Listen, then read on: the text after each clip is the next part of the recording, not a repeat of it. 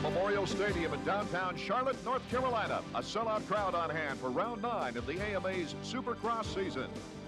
Hello, everyone. Art Ekman along with Dave Despain. And once again, we find an entire field looking for ways to defeat Jeremy McGrath. He's lost only 2 races of the 8 so far this year and always comes back with a vengeance after a loss. He's virtually locked up this championship unless something bad happens, an injury being the worst scenario. And as a result, you've got a lot of guys that are being paid a lot of money to win races and win this championship, who in fact week in and week out are racing for second place. As a result, they are somewhat desperate, and that desperation has led to an occasional controversy. We just moved past the halfway point of the season. Let's take a look back. The series premiere in Orlando, Florida. Larry Ward got the whole shot, led for the first 4 laps, Dave. And then was passed in what may have been the defining moment early. Watch this move by McGrath. Up the inside, no contact, block pass, gone. He wins. McGrath, also the fastest qualifier, led from lap 5 on, and Larry Ward went for a ride of his own, just barely nipping Stanton in the back. Jeff Stanton at this point was my pick to win the championship. Shows what I know. That's Mike Larocco, the defending champion, en route to second in the opener. Stanton finishing a 3rd, and Jeremy McGrath answering the question, hey, was last year a fluke? No way. Round number 2 in the Houston Astrodome, and so much for saying that he can't come from behind, because number 1, Jeremy McGrath, did just that. And Larocco once again grabs the runner-up spot, still looking for the win. Won't come at Anaheim. He broke the bike there. He cased it and lost the crankcase. An awful day for Larocco, who thought that he was in good position to challenge number 1 for the points championship. Number 6, Jeff Emig, one of the guys involved in those controversies we talked about. He's collided with a few people trying to win one of these things. Hasn't happened yet. There's Jeremy making it 3 straight. As he returned to the scene of his very first Supercross victory, we go to San Diego. He had the flu all week long and was fighting it during the race. This was the race that gave us an indication that Michael Craig, number 19, was ready to win. He got out front, led it a long time, then faded. Kedrowski came up for a 3rd place here in San Diego, but it was Jeremy McGrath coming through once again. He took the lead on lap 11 and the checkers. And Craig held on for 2nd place. Tampa was where the string broke. That was a totally different story for Jeremy McGrath. A crash on lap 5, but he showed great heart to come back and take 5th place points as Michael Craig wins his very first Supercross victory. He led every lap and moved into 2nd in the point standings going into Atlanta, Georgia. But number 1 came back. Came back this time despite chicken pox of all things. Flu, chicken pox, bad starts. He's beaten them all. Jeff Stanton finally came to life here. Daytona Beach, Florida, and Mike Kedrowski returned to the scene in grand style of last year's victory, gaining another one this season. Indianapolis, Indiana. McGrath returns to winning form for his 6th victory of the season on a very tight track. Jeff Emig, his best finish of the year in 2nd place. Mike Larocco, the whoops did him in, but he took a 3rd. Are these McGrath fans or Pearl Jam fans? Jeremy indeed has spoken. In his most effective way. Welcome back to Charlotte, North Carolina, where the riders tonight will be faced with another tight, very technical whoop section and track. You're going to find that first turn particularly difficult. They come off the starting gate into that weird little kink that's going to be a challenge. Once again joining us, Moto World 2's host, Jerry Bernardo. Here in North Carolina, we have limited space for building the track. This track is what we call, it's kind of like a tweener. It's not as big as a Supercross track we're used to, and it's a little bit larger than an arena cross track. Check it out. This is going to make everything a little bit difficult for guys like the riders and Rich Winkler, who designed this track. Strictly and purely for the world's entertainment, the Supercross bus has landed in Charlotte, North Carolina. The man, Rich Winkler, will design a track that's going to be a little entertaining because it's going to be so tight, limited space. Explain, please. Well, absolutely. Charlotte's the smallest venue we're going to be in 1994, and with the things that the promoters and the fans expect, like the triple jumps on either 50-yard line, and of course the start down the center, leaves us not so much room left to put in what the riders would consider as technical or difficult track sections. Okay, passing obviously is going to be a factor. Do you think it's going to be difficult for them out there? Boy, I hope not. I mean, of course, my goal is to make it where passing is everything. So instead of shrinking down the width of the lanes, I've tried to shrink down the distance between the lanes and the distance between the outer lane and the wall and leave them enough room to pass. Oh, Dr. Winkler seems to think we're going to have a good show out here tonight, but we're going to go to the riders. They're going to be out here roosting, doing big jumps, clicking. There's going to be like knack-knacks, cans, hole shots. Let's go to the riders and see what they have to say about all this. Is that all right with you? Okay. Let's do it. The track's a little bit shorter than normal, but the whoops are really good. And we've been needing that for the past couple years. And I think that, you know, with the whoop sections being bigger and tougher, it's going to make it a lot more demanding, and it's going to show who is better at certain spots than just, you know, every race so far has been the triples, and it seems like everybody does everything. I mean, there ain't nothing out there that no one else can do. So I think the whoops is going to be showing the speed and who's stronger and tougher. Yeah, the track seems pretty good. It seems a little bit tighter than normal because they got smaller space to work with. But, you know, I think it's good. I think it's more technical being small. You got to have better lines, and also the hoops seem pretty technical and deeper than they have been before. So I think it'll make it a good racing. Yeah, track's tight. It's going to cause a lot of close racing. I mean, jumps are really close, and you know, a lot of 180 corners. Yeah, the guys are going to be really close tonight. I think it's going to be an exciting one. Action highlights from qualifying heat number 1. Out of the 2 qualifying heats, the top 4 riders in each heat go directly to the main. There's Lamson getting set. A 30-second board is up. And the butterflies now starting to disappear as they go through their nervous routines of revving the engines and waiting for that gate to drop. So much is riding on the start here, in part because of that tricky first turn. You want to be the first guy through there and not have to worry about what happens behind you. Will it be a Yamaha again? They've had almost every hole shot this season. We're going to know in about 3 seconds. Qualifying heat number 1 underway, and it's Larry Ward, number 11, getting the hole shot. Lamson is right there with him. Larry Brooks, number 31. Moving into second place as Lamson takes the lead in these highlights.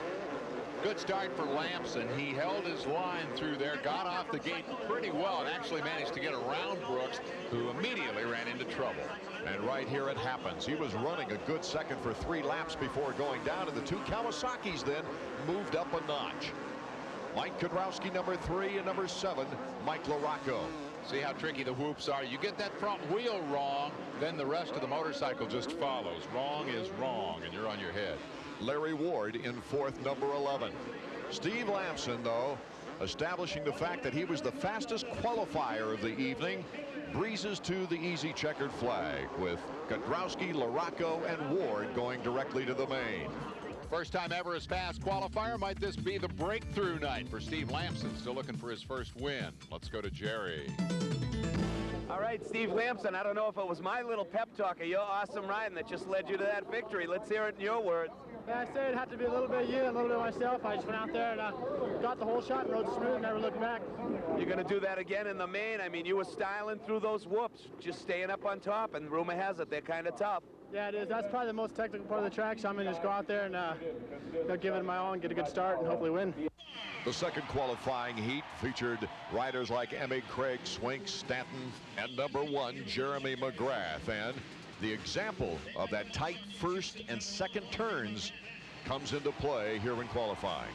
Yeah, I think this is really kind of inevitable. Keep your eye on the first turn as they launch, and particularly watch what happens to number 1, Jeremy McGrath. Emig will get the whole shot, but Emig starts a chain reaction as he goes down just before the second turn.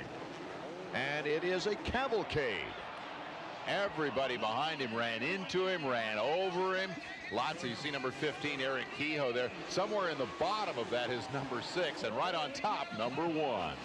In this scenario, Stanton looked up at McGrath saying, "Help me out." McGrath turned back and said, "Help me out." They couldn't get untangled. The rest of the field had in fact completed almost a lap before some of these guys got out of here, and the result was a scoring nightmare, obviously, for Team Honda. Big problems. 2 of their top stars in trouble. The guy who took advantage of it in his second heat was Doug Henry, number 8, and Ryan Hughes, 22. So it's a real mixed bag night for the 1-800-COLLECT bikes as they win the 2 heats, but their 2 big names end up playing catch-up from almost a lap behind. Jeremy, knowing he was out of it, then just had a lot of fun out there, showboating for the fans the rest of the way, knowing that he would have to go to the semifinals. Something about being, what, 48 points ahead. It just takes so much of the pressure off. You can have a lot more fun. It was a good qualifying heat for Doug Henry, who's been battling injuries coming back since a fourth-place finish in the very first race of the season. Henry Hughes Jones and the Japanese rider Koji Okawara in his first race coming back from injury as well. Jerry? You know I'm going to say, what happened in that big first turn pileup of the century? I don't know. I have no idea. I was on the inside, and I don't know. Something happened to the right of me. I kind of got hung up on it, but I made it around smooth. Everybody went down except for you, and then what did you do? Well, I figured I was just going to go out there and try to win the heat race and get a good position at the gate. The track, how is it? The track's good. It's going to be really good tonight. There's some passing out there, and you know, it's really tight, so there's going to be a lot of banging. I know you don't care, but McGrath did the knack every time for the rest of the whole race. That's all right. He can do what he wants as long as I win the heat race. That's what I like to hear. Good job. The riders already acutely aware of the perils that faced them in turns 1 and 2. Number 6 was the trigger. He lost the front end. Jeff Emig goes down. Everybody stacks up on top of him. Don't take my word for it. Let's hear how Emig says it all got started. Well, I drove it in pretty deep, and you know, when I was kind of making my turn, you know, in between the jumps, it was, you know, like it was like mud or something, you know, and the front end just fully washed on me. And, you know, I think just about everybody ran into me. Well, actually, Emig made a little mistake and kind of crashed into me. I thought I was second, but we all fell on each other, and it was just one big cattle car. Even if it was myself that would have went down, it would have happened. You know, it still could happen in the main event to whoever, you know, just because it's just a sharp left and then a sharp right back again. So, you know, he didn't purposely cause it, and so you can't put all the blame on him, but he's the one that caused it. Skip Norfolk, Jeremy McGrath's mechanic, with a game face on as they prepare for the semifinal round now after the crash in the qualifying heat. With 8 riders already qualifying for the main, 5 in each semifinal heat now try to qualify. Have a lot of big names here in the semifinals because of what happened in heat number 2. That should make it more interesting and competitive, perhaps, than what we usually see in the semis. These were highlights from semifinal number 1. It was Larry Brooks on a Yamaha that got the whole shot and moved into the lead. Kyle Lewis on another Yamaha was second. Number 53, Lewis. Number 21, Jeff Matasevich in third. And 21 is the man to watch. Matasevich is going to make some pretty impressive moves here, although a lot of this just comes his way. We've talked a lot about Jeff's attempt to get back into factory team action here, but he's doing a good job this year as a privateer. Right after Jeff Matasevich is Damon Huffman, number 20, riding the 250s in this race. Lewis goes wide on the corner. Jeff Matasevich, good block pass, takes advantage of it and has his pick of the line now going through the whoops. The good guys don't worry about little obstacles like the hay bale out in front of you in the middle of the racetrack. You just plow right through it. Craig getting by Lewis, moving into third, but he had tough luck later on. He's got a problem with his shoulder, and we've not seen the last of that. Larry Brooks, number 31 out in front, but Jeff Matasevich makes the move on him to take the lead. That's all intimidation. You run in the inside, you let the guy know you're there, you let him know you could block him if you have to. He gives you room and you make the pass without touching him. Jeff Matasevich will go on to win this semifinal round with Larry Brooks in second place, but watch Michael Craig. His shoulder pops out and causes this crash. It's not the other way around. It wasn't the impact with the ground. The shoulder went first. He calls it a trick shoulder. Once it popped, there's no way he can hang on to the motorcycle. His foot goes flying, and he's on the ground. He says he's going to have to go have that operated on Monday morning because it happens too often. He did not make an appearance for the last chance qualifier. That was his last performance here in Charlotte, North Carolina. So it's Jeff Matasevich winning the semifinal round with Brooks, Lewis, Huffman, and DeHoop going to the main event. Our Jerry Bernardo talked with the chicken. Okay, Chicken, you worked your way up to the front and took that heat race. What was it all about on that slippery track? It just took me a while to get going. Once I got by everyone, I opened up a little lead. I started real slow. I'm going to have to start a little faster in the main event if I want to be up there. Okay, the track's going to be a factor. It's a little tight. It's a little greasy. Yeah, you're just going to have to knock people out of the way if you get a bad start. There's really no way around it. It's definitely not going to, the guy who wins can't be very nice out there tonight. You're going to have to dig in and bang a little bars. I noticed that when you went over the checkered line, you got in on the style show that's been going down. Yeah, the crowd here has been really good, so all the riders have been putting on a little show tonight. That's what it's all about. Banging bars, a possible preview for the main event. We'll see. Craig's 95 ride in jeopardy. Jerry caught up with him. Okay, we're in the pits here with Mike Craig. Mike, didn't even make the last chance qualifying. No show. You tweaked. Tell me what happened. Yeah, in the first qualifier of the night, I was making a lot of mistakes and couldn't get around nobody. It's kind of a one-line track, but in the semi, I rode really good. I came from kind of behind and started passing everybody, and I dropped in the whoops one time. My front end dove real hard, and my shoulder popped a little bit, but then I started catching back up and came off this jump and kind of got sideways a little bit, and shoulder came out. When I fell down, I kind of got back up and it came back in, but just kind of an injury I had a long time ago, but I guess now it's time to get it fixed. The second semifinal featured some big names who got hooked up in that bottleneck in the qualifying heat. Not quite as much traffic through turn one this time. Jeff Stanton and Brian Swink get there first. Swink comes out with the lead. And Swink will hold it the entire way as Randy Richardson, the victim, in turn two. With fewer bikes there's a smaller pileup. It's just physics or something like that. Swink, Stanton, Jeremy McGrath, and Jeff Emig. All the big names up front with Cliff Palmer, number 12. So now the big question, what's Jeremy going to do? Blitz to the front, try to win this thing, or save his energy for the main event? He's not used to riding in the semifinal. This is lap 3, and he's not content for third place as he takes his teammate Jeff Stanton. Swink still out in front, and he'll ride a very smooth race, the one he was looking for in the previous interview. Jeremy was smart, I think, to settle for second. No need to get up there and race with the ever-rambunctious Swink in a semifinal. Stanton, Emig, and Palmer also going to the main. All right, Swinkster, we're going to make this quick. How was it out there? You took that win. It's pretty good. I got a good start. You know, I don't do that too often, but I did that time. My Suzuki was working real good, and I think if I can get a start like that in the main, I'm going to be right there. Is it greasy? It's getting there. The water's kind of working up from the bottom, but you know, it just makes for throttle control, and the smoother guys are going to do better on this stuff. 2 out of the last chance qualifying round. Buddy Antonez and Eric Kehoe going to the main. When we return, the young Steyrs in 125s in their main event. The American Motorcyclist Association keeps the fun in motorcycling with benefits, activities, and by protecting your right to ride. For information, call 1-800-AMA-JOIN. 125 main in Charlotte, North Carolina, Ezra Lusk. 4 straight victories and then a second place at Daytona, is looking to regroup and come back, but he had a tough time in qualifying. Oh, Yogi's regrouping in more ways than one. This is the heat race outcome as he ended up kind of nose down in the dirt and then told our Jerry Bernardo what happened. Yeah, I got pushed out first, and then a guy swapped right in front of me, and then I landed on his side, and I crashed. My bike ran over me, and he ran over me, and that's all racing. You know, I had a lot of fun in my last chance. I'm going to go out and try to do one of these little bombs I started from the last gate, but I can do it. You know, I felt good then, and I'm just going to go out and have fun. Yeah, have fun means win this race. He's got an 18-point lead is all over Jimmy Button after winning the last race in Indianapolis, Indiana. The trick for Ezra is going to be the start. Because he had to ride the last chance, he does not have a good position on the gate. He does not have a good line or angle of attack at that tricky 1-2 combination, turn 1 and 2.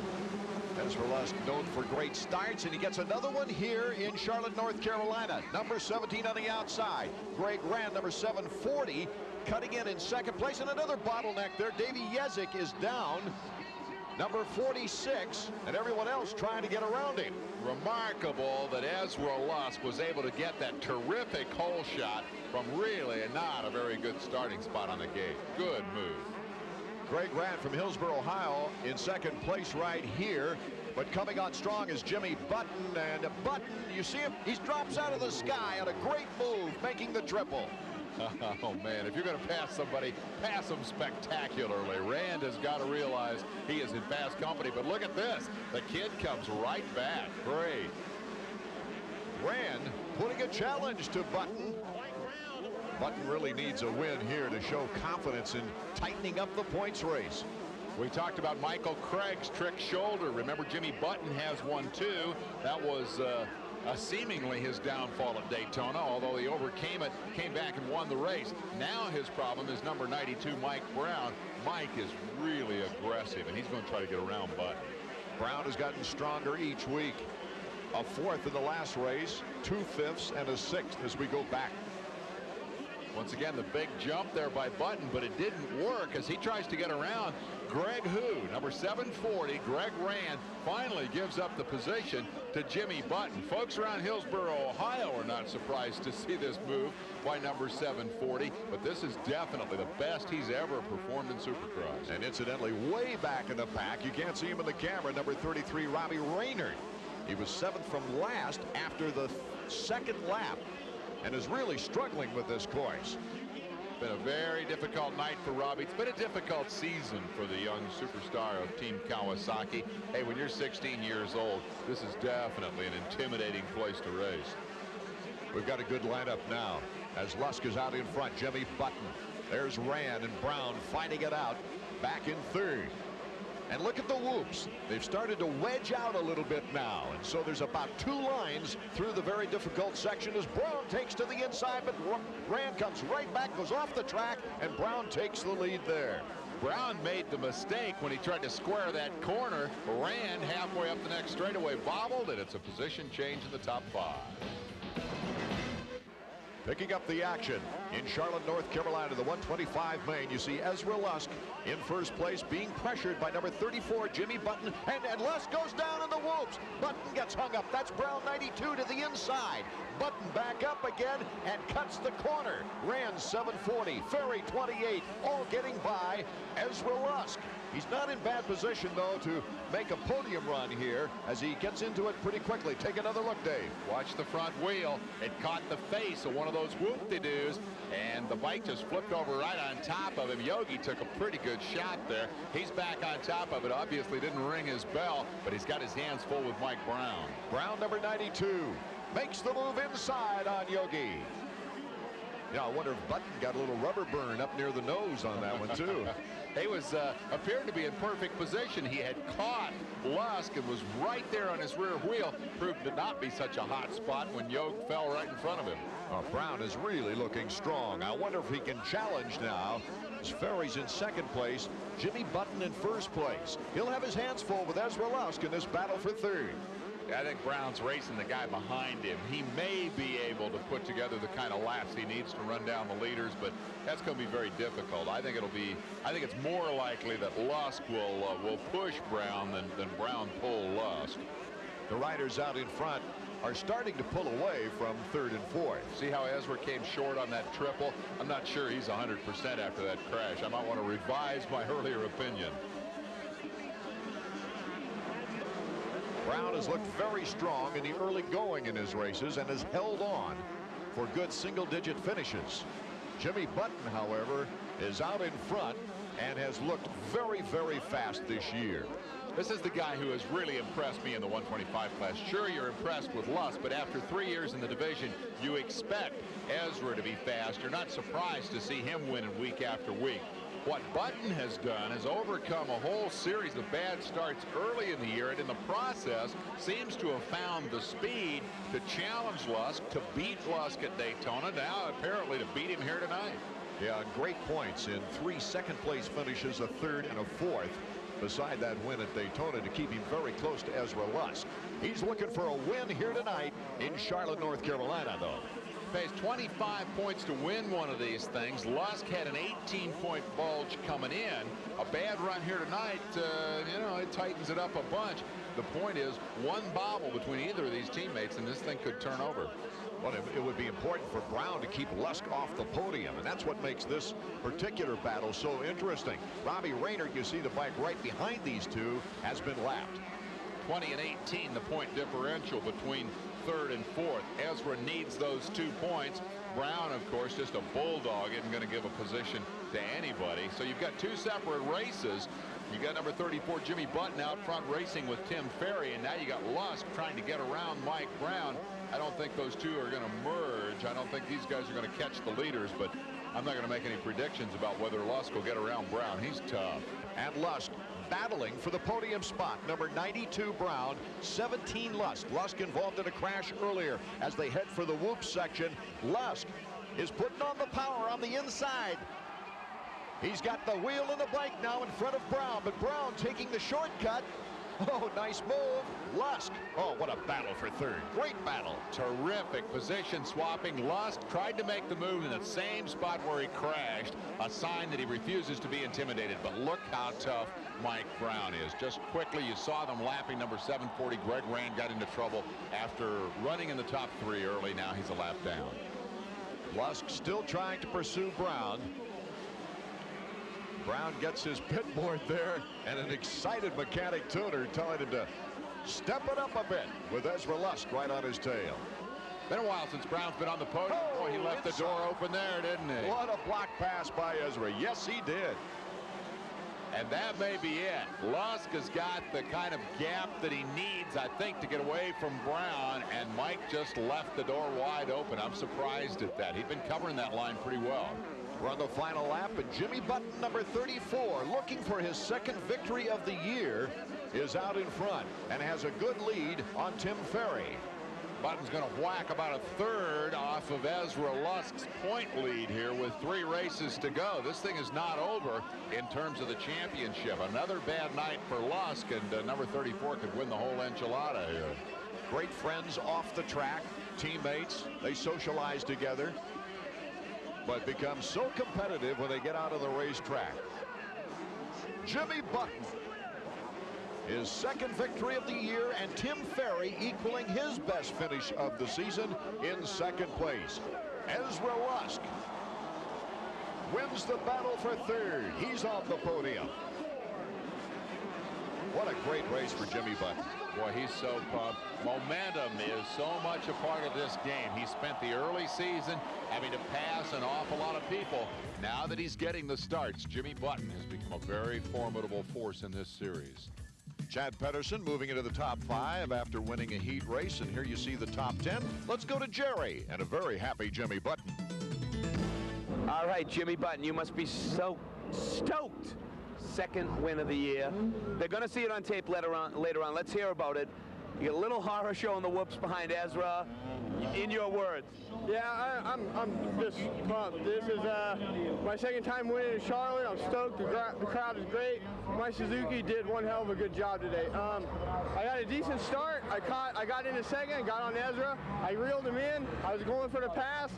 He made a mistake going through the whoops. He went down. He kind of almost took me with him, but I kept my composure, made sure I stayed up, rattled my shoulder a little bit, but it's all right. I know tonight that I rode better than anybody out there. Ezra had a good come from behind charge, but me and my Dunlap JT Suzuki, and we kicked their butt tonight. After a crash-ridden season last year where he had the best finish was a 5th, he's now drawn to within 14 points of Ezra Lusk. All right, Ezra, you put on a good show. You didn't take the win, but you had a killer battle out there out back after the little horror show in the whoops. Yeah, I just got pretty hard in the hoops, and Bud ran into me, but it was all my fault. I crashed, and my bike was bent up a little bit, so it's kind of hard to ride from there on out. And once I got behind Mike Brown, he was... you know, he put on a lot of block passes, but it kind of held me up, and it kind of made me mad, so I started doing the same thing to him, and I was able to get by him, but it was a little bit too late to catch Timmy or to catch Bud. Yeah, you got up behind Tim Ferry, put yourself on the podium. Are you happy with that? Yeah, that's kind of good, you know. A 3rd place finish is not bad from what I did all year, and I've still got some good points ahead, and I'm just going to go into the next few rounds and try to win the rest, but just try to ride smart and smooth and not make any mistakes. Tim Ferry has never finished less than 5th this year after changing over to Honda. You must be stoked up on the podium, number 2. Yeah, I felt pretty good. I got a big mid-pack start, and I just rode aggressive the first couple laps, got by a lot of people, and lucky for me, it was a pile-up, and I got around a lot of guys. Okay, it wasn't so greasy as the earlier races. Did it go well for you once you got up front? Yeah, the track was a lot better. I wasn't expecting it to be that wet in the qualifier, but I knew I'd come out in the main, I could put it all together. You're trying to get Button, you saw him out in front. Do you think you could catch him, or were you running out of time? I wasn't really running out of time. I was catching him, I got right up on him, and I dropped back. I fluctuated a little bit, but I felt pretty good. I don't know, I think I brain faded at the end, but that's a good race for me. When we come back, the massive field of 250s try to fit into the bottleneck in turns 1 and 2. We'll be back after these words.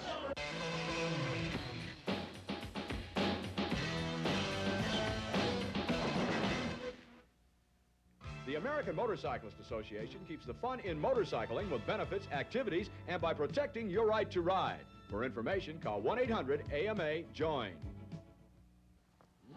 Welcome back to Charlotte, North Carolina. Art Ekman and Dave Despain as we get set for the 250 main. And as we mentioned prior, there's a lot of bikes trying to squeeze into turn 1 and turn 2. This will be the biggest field of the night trying to funnel through there. And you can just almost sense that it's inevitable. Somebody's going to fall down. Question is who? Number 11, Larry Ward. Number 6, Emig off to another great start, the Yamahas. And we've got the bottleneck. Huffman is down, Lewis down. Jeremy McGrath in the middle of it. McGrath's got a bad start. Palmer, Swink, and Brooks. Some big names all hung up as Doug Henry comes off with the lead. How about number 7, Mike Larocco? He's been plagued by bad starts this year. He's out 4th tonight and moving. Look at the attack on number 11, Ward. The move on the inside by Larocco. He just can't quite get it because of the angle. Ward has a better shot at that turn, but Larocco, great acceleration. What a matchup with Emig right in front of them. It took 3 tries and half the racetrack. Larocco finally completed the pass just by being persistent. First lap, you got to pass people. After seeing that great battle between Larocco and Larry Ward, don't forget, McGrath is back in 14th spot, so Larocco's got to feel the opportunity is now for his first win of the season. Henry's out in front, Emig next, Larocco, and then Larry Ward. Checking is in back of Ward. McGrath's going to make some new friends back there. He's going to run with people he hasn't seen this entire season. Steve Lamson also moving up as we see Larocco. Lamson is right behind number 11, Larry Ward.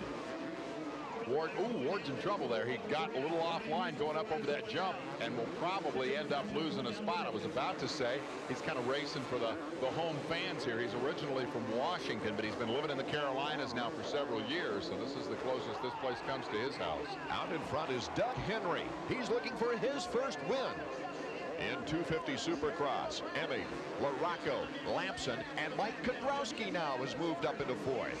Dave Arnold and the Honda people have got to be pumped about this. Their big stars, of course, are McGrath, the reigning champion, and Stanton, the 3-time champ. But here is their upcoming 125 rider, last year's 125 champion, Doug Henry, leading the race. And his counterpart, relatively new to the 250s, number 4, Steve Lamson, running 4th. That's good for the future of this team. This tighter course shows up in quicker lap times, unofficially around 43 seconds for Doug Henry. The leaders now are heading toward the whoop section. As you can see, they're starting to run out. There's only really 2 lines, inside and out, that the good ones will take. Oh, and Henry bobbles. Doug Henry, number 8, in the lead with Emig picking up the interval. And back in 3rd, number 7 is Mike Larocco, and Emig slides out like a dirt tracker. Hey, go for it. Try to make the pass. Try to win the race. 2 guys who have never won before. He just didn't find any traction. I wonder if that hay busted loose there and laying on the racetrack might have started that. Got the rear end loose and it just came around on him. It is very hard-packed soil, so in 2nd place now is Larocco, but Emig got up and going before Kedrowski could take over 3rd. Lamson is behind Kedrowski now. A lot of new faces up front, and that's good to see. We talked about Team Honda, but consider the fact that Emig, number 6, has never won a 250 Supercross race. Lamson has never won a 250 Supercross race. Kedrowski's won only 3 in his career, so these are the guys we're going to be talking about for the rest of the decade. Kedrowski trying to take advantage now, pick up on Emig before he totally recovers and clears the cobwebs out of his brain. McGrath has gone down in the back of the pack. He still continues to have problems and will have a real tough time gaining some decent points in this race. It's Henry, Larocco, Emig, Kedrowski, and Lamson in that order. And look what a great race we have, Art, when McGrath isn't up front. He's back there in the traffic racing with some new faces. And meanwhile, we've got a terrific scrap for the lead here. Ooh, that was Emig trying to get inside on Larocco. Couldn't quite pull it off and avoided the temptation to just blast him out of the way. Now Larocco's struggling. And Emig, along with Kedrowski, fly over Larocco. Larocco's not going to stay back there too long, I have a feeling. Here's how it happened. Mike hit that jump with his right foot off the peg, threw him up over the handlebars. He lost all of his momentum and couldn't make this triple. And as a result, he went from second to fourth. One of the most competitive races of the year, and as you pointed out earlier, there's Larocco putting the black pass on his teammate Mike Kedrowski. Well, if they weren't teammates, they'd be slugging it out right now. Well, you want to be real careful about knocking your teammate off, and he didn't, but he definitely hit him on the way by. Larocco coming right back from the bobble, moves back to third. This guy is really aggressive. Emig, the Green Machines, and Lamson in that order as they start to take on the lappers coming through the whoops. Now remember, this is all for second spot, and the guy who's loving every minute of this is Doug Henry, because while these guys beat on each other, he's building up his lead. Both Larocco and Kedrowski trying to pick up space on Emig, number 6. Emig wide. Larocco cuts inside. Here comes Kedrowski, and Kedrowski, can he get by? Yes, he does. Emig left the door open. Larocco came blasting through. Kedrowski figured there was going to be room if he followed Larocco, and sure enough, it paid off. This time it's Emig from second to fourth. Lamson is the next who'll try to take on Jeff Emig. Look at the difference in these two passes. Here's Larocco up the inside of Kedrowski. Wanted to get a little further by him and didn't, and hit him a little bit. Not enough to really hurt Kedrowski. Here he comes up on the inside of Emig. He's a little further past him, and he's able to complete the pass without any contact. Kedrowski was also able to shoot through, and Emig lost 2 spots. Lamson, Emig, Larry Ward in that order as we check the back of the pack. And there's Jeff Stanton, number 5, who's been mired in the mid-pack most of the race. If you've just joined us, Jeremy McGrath did come to Charlotte, but he hasn't done much since he's been here except crash in the first turn. And Michael Craig not making the field in the last chance qualifier is, of course, not in this field now. Henry out in front as he's got about a 3-second lead on Larocco. Larocco starting to turn it up a notch. Larocco is definitely gaining on him.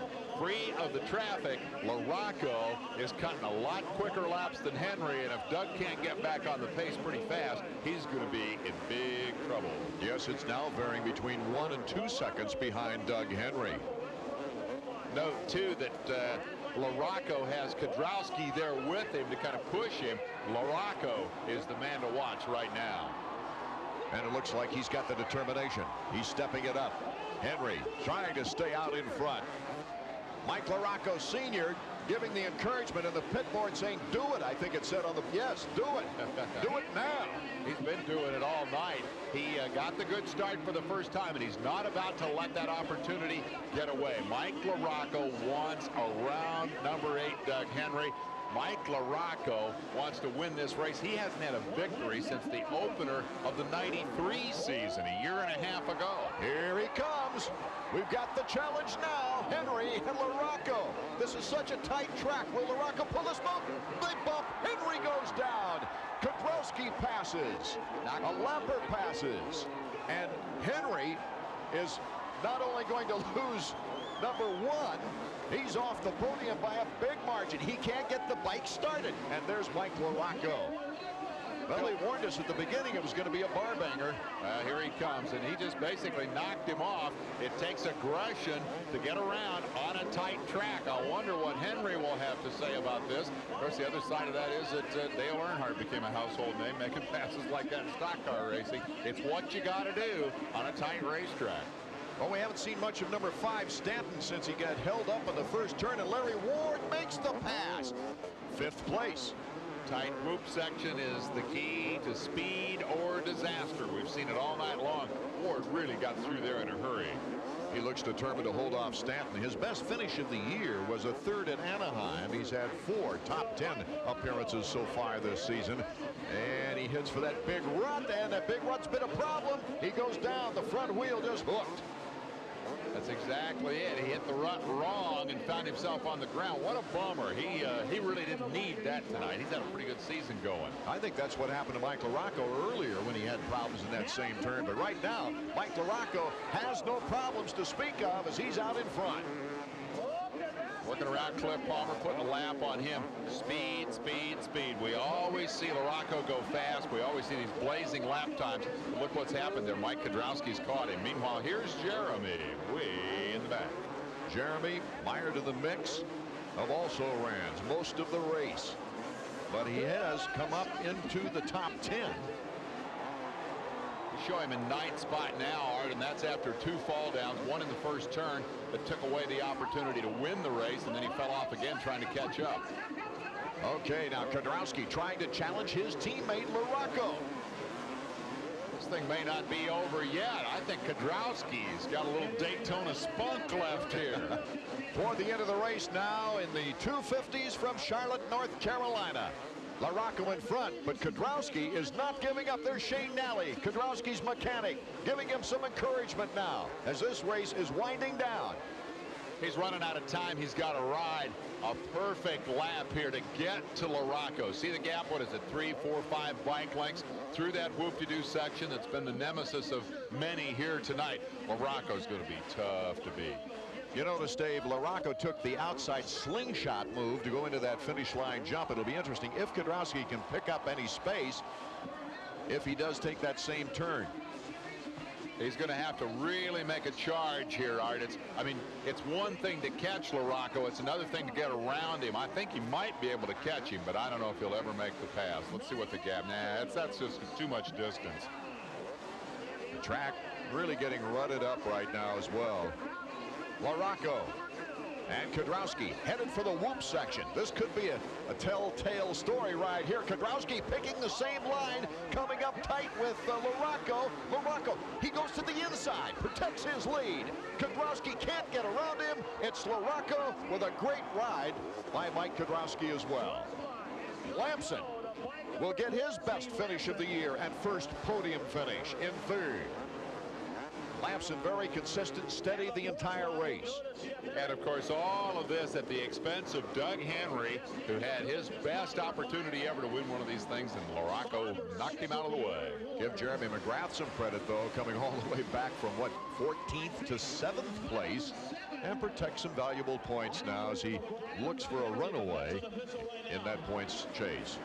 Terrific performance for Larocco. Been a long time coming, but boy, when he won it impressively. Larocco, Kedrowski, Lamson, Emig, and Stanton for a 5th place finish. Ward, there you see Jeremy McGrath and Henry finally getting it fired up again for 8th. Let's go to the winner. All right, Mike Larocco, if you are not stoked now, I am totally going to flip out and jump on you. Man, I'll tell you what, there just wasn't any. That's it, you stoked? No, you got to jump on me. No, actually, it's a good, I'm glad to finally get one under my belt, but it's a little more relieving to me than I am stoked about. I'll be happy a lot later. You've been digging in really hard all year. You put a big move on Kedrowski to get out front. What was up with that? This is just kind of track you got to be aggressive on, and, I wasn't riding like myself early in the race, and, after I made those mistakes, I told myself I ain't blowing another one, so I went back at it. So you finally put yourself where you wanted to be, in the middle of the podium with the big trophy. Yeah, actually, I started off finally leading a lap this year in the Supercross, and I knew once I was there I had a potential to do it, and I was going to do it. All right, well, good job, and I'm happy for you. So Jeremy McGrath still dominates with a 39-point lead. The real battles for 2nd and the Kawasaki crew. But how was it for you? Get yourself up on the podium with your teammate Mike. He's stoked. How about you? I'm pretty happy with Kawasaki getting up in front. Both of us finished 1st and 2nd, and it's just I didn't ride aggressive enough out there. I should have been slamming like he was, and that's the way you have to do it out there on the tracks right now. Some of the tracks are real tight, and that's the only way you can pass. It's not wide enough to have 2 lines in some of the turns and stuff. And the whoops were, a big advantage there too. You can make some passes there, but it seems like he just won a little bit worse than me. Lamson coming back from an 11th place finish in Indianapolis to get on the podium. A fine job. All right, Mr. Lamson, it's the second time we meet. How was it out there? What'd you just say? You had a flat the last few laps? Yeah, I think the last 4 laps, I felt it going low. I could feel it going off the face of the triples, going all the way to the rim. And didn't know if I was going to make it. And I just kept riding and straight ahead of Imig. Okay, you were on the pipe earlier in a couple of heat races. You used all that talent and got yourself up on the podium. Yeah, I was pretty pumped. I mean, in my heat race, I rode really good, and I rode 20 hard laps in that race. Besides the last few, I just had to struggle to keep in there. So I'm really happy. A little family parental portrait here. The Laroccos, very proud of their young man for his first win of the season. I hate to remind you, Dave, but McGrath, Kedrowski, Larocco, Stanton, that was my order in the beginning of the year. Can't argue with that, Art. Art Ekman, along with Dave Despain and Jerry Bernardo, will be coming from Pontiac, Michigan for the next round of AMA Supercross.